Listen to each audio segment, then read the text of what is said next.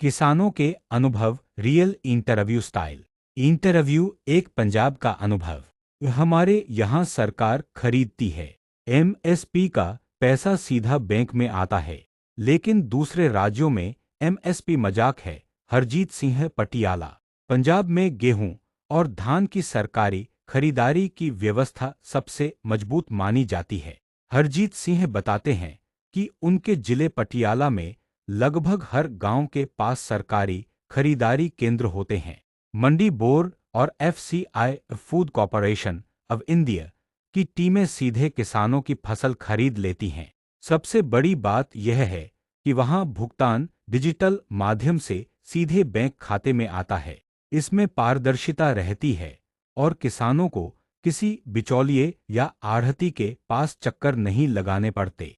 हरजीत सिंह यह भी कहते हैं कि पंजाब की इस मजबूत व्यवस्था के मुकाबले देश के कई राज्यों में एमएसपी की योजना मजाक बनकर रह गई है। वहां खरीद केंद्र नहीं होते, मंडी व्यवस्था कमजोर है और किसान निजी व्यापारियों पर निर्भर रहते हैं।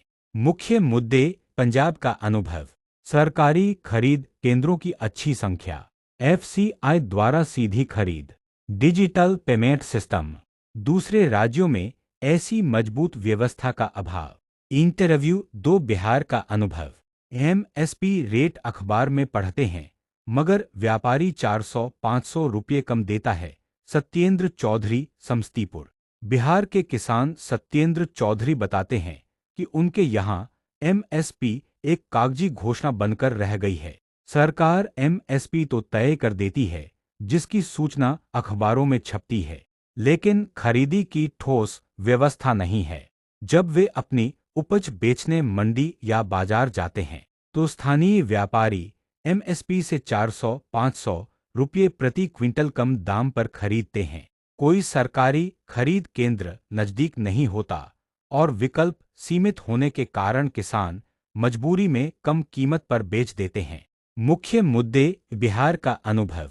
एमएसपी की सरकारी घोषणा तो होती है, खरीद केंद्रों की कमी, व्यापारी मनमानी दरों पर खरीदते हैं, किसानों की मजबूरी में बिक्री। इंटरव्यू 3, महाराष्ट्र का अनुभव।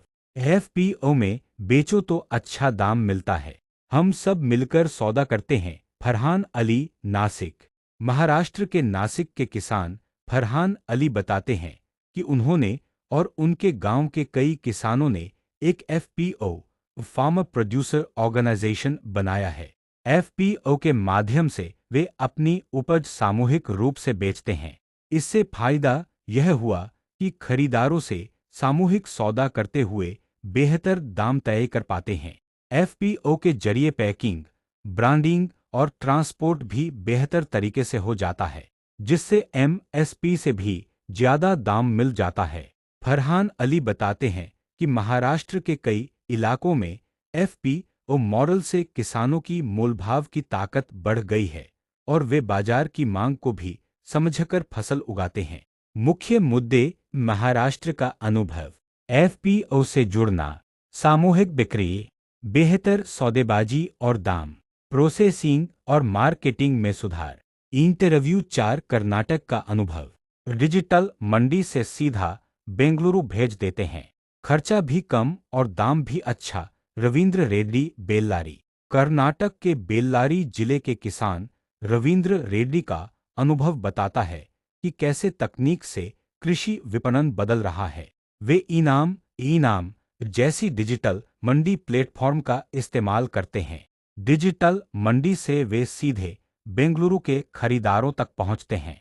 बोली ऑनलाइन लगती है, दाम पारदर्शी रहता है और स्थानीय आढ़तियों की कट लगती है। इससे ट्रांसपोर्ट खर्च भी कम होता है, क्योंकि वे सीधे खरीदार के हिसाब से लॉजिस्टिक्स प्लान कर लेते हैं। लॉजिस्टिक्स योजना का मतलब है सामान या सेवाओं के परिवहन, भंडारण और वितरण से जुड़ी गतिविधियों की सावधानीपूर्वक योजना बनाना। इसमें सामान को सही समय पर, सही जगह पर और सही स्थिति में पहुंचाने के लिए सभी आवश्यक प्रक्रियाओं को व्यवस्थित करना शामिल है। रविंद्र रेड्डी कहते हैं कि इससे उन्हें मंडी में दलालों से झिकझिक नहीं करनी पड़ती और दाम भी एमएसपी के बराबर या उससे ज्यादा मिल जाता है। मुख्य मुद्दे: कर्नाटक का अनुभव, डिजिटल मंडी, इनाम का इस्तेमाल, सीधा बड़े शहर के खरीदार तक पहुंच, पारदर्शी बोली, कम ट्रांसपोर्ट खर्च, बेहतर दाम। निष्कर्ष: इन 4 इंटरव्यू से साफ है कि एमएसपी और बाजार व्यवस्था राज्यों में बहुत अलग-अलग है।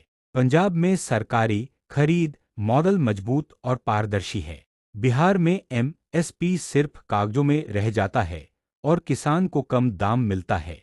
महाराष्ट्र में एफपीओ मॉडल किसानों को संगठित करके बाजार में ताकतवर बनाता है। कर्नाटक में डिजिटल मंडी से बाजार में सीधी पहुंच और पारदर्शिता आती है। इससे पता चलता है कि एमएसपी सुधार का कोई एक समाधान नहीं है। हर राज्य के हिसाब से अलग मॉडल और रणनीति बनानी होगी। सरकार को राज्यों की जरूरतों और किसानों के अनुभवों को ध्यान में रखकर नीति बनानी चाहिए।